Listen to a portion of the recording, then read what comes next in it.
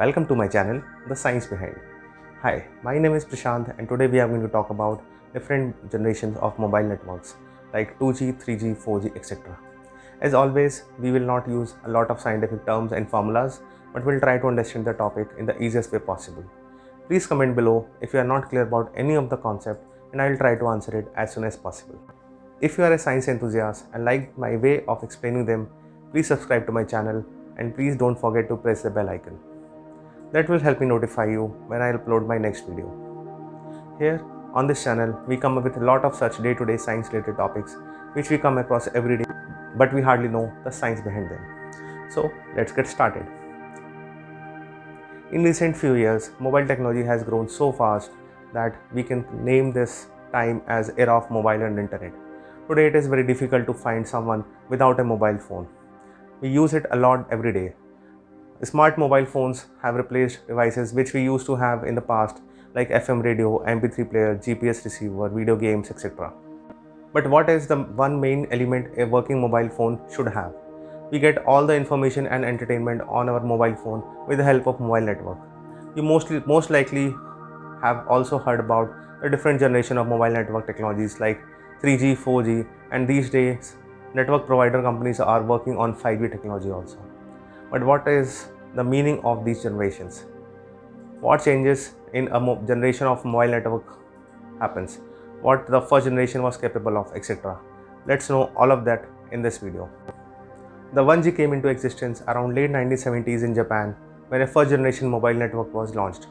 This 1G network was capable of transmitting voice and was promising replacement of the existing fixed line telephone lines. We call them landline phones as well. Initially it was very costly to use and maintain a mobile phone. The device was very heavy as well. The first mobile phone was weighing around 2 kgs. These were used to send and receive phone calls wirelessly. These mobile networks used analog signal to transmit the signal. Here I'll also like to explain the difference between analog and digital signals. An analog signal is the one which is continuous while digital signal is discrete. They are being created with different techniques. A simple example to understand an analog versus digital is look at the wall clock. Here we can see that the digital clock shows only the exact time and nothing much, while the analog clock shows the current time but also shows the available time options, which we can say that it shows all the time and it is a continuous signal, while the digital signal is non-continuous signal. Now we'll come to 2G generation. The second generation of mobile networks were introduced in around 1990s. As I said, this was the first digital signal based mobile network, and hence we were able to use those signals for more secure and better ways. This was the first generation of network where messaging was made possible. With the help of 2G network, users were able to send SMS and MMS to other mobile phones.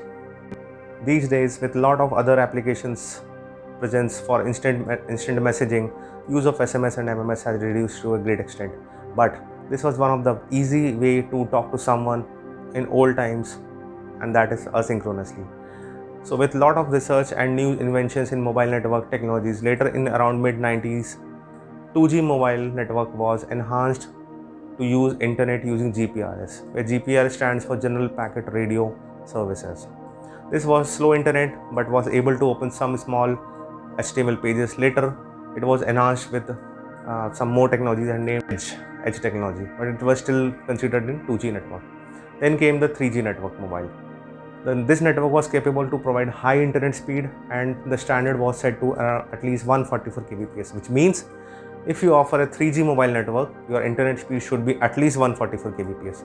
This was not easy at that time to achieve, but with some inventions and some corrections, this was somehow it reached around 144 kbps. Before 3G internet, there was only one type of technology used, which was, that is, we can say until 2G. So it was only one technology, which was GSM, Global System for Mobile Communication.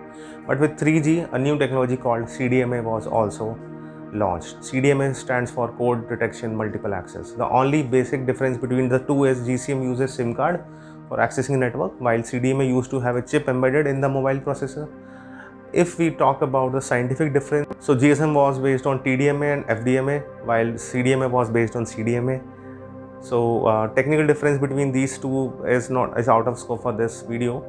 One more thing I want to talk about is, here we need to mention that the CDMA was backward compatible and hence was also made available for some of the 2G mobiles back then. So it was not invented with 2G, and the latest one commercially which is now used is the 4G mobile network. 4G was launched with a promise that it will have at least a data speed of 150 Mbps. This was very difficult to achieve, and it actually not available in most of the countries where the 4G network are available for some time now. To overcome this problem, the network providers come up with another term called LTE. LTE stands for long-term evolution, which means that 4G is still not fully evolved and this will take long time for evolution, which means until then need to be on continuous evolving. The 4G network also came up with a better security and high internet speed. 4G allows voice over protocol, internet protocol, conference calls using internet, high speed gaming, etc. The future is 5G. So now we'll talk about 5G. You might have heard about upcoming 5G networks. Lot of network provider companies have started testing 5G networks in different countries. India has upcoming 5G network which may be available for general public from next year, early 2021 or late 2021. Now I'll talk about few frequently asked questions about mobile networks. The first question which comes is, mobile network, is it really a wireless system? Oh yes, it is wireless for general users, but internally it used wire network from mobile company's transmission station to the nearby mobile network towers. They are connected with high-speed fiber cables. These towers have the transmitter and receiver of mobile signals installed in them, which we use to connect to our mobiles. I would also like to mention that we also keep on switching mobile towers based on signal available from nearest tower. So we can say that mobile network is wireless on the surface but have well established connection with fiber cable network. The second question which comes is difference between mobile phone and a satellite phone. Like I said, for mobile phones we use mobile network, we connect to mobile network nearby tower, while for satellite phone we need to connect to satellite hovering around earth. Satellite phones are not available for general purpose and they are generally used by defense personnel only. With this, I have come to end of my video. I hope this video has given you some new knowledge or today, or at least have refreshed some of your knowledge. If you like this information and like me to create more such video on science and technology, please hit like below. Post your queries in comment section and please don't forget to subscribe. Also press the bell icon to see my videos as soon as they are available. That's all for today. Thank you for watching me. Bye.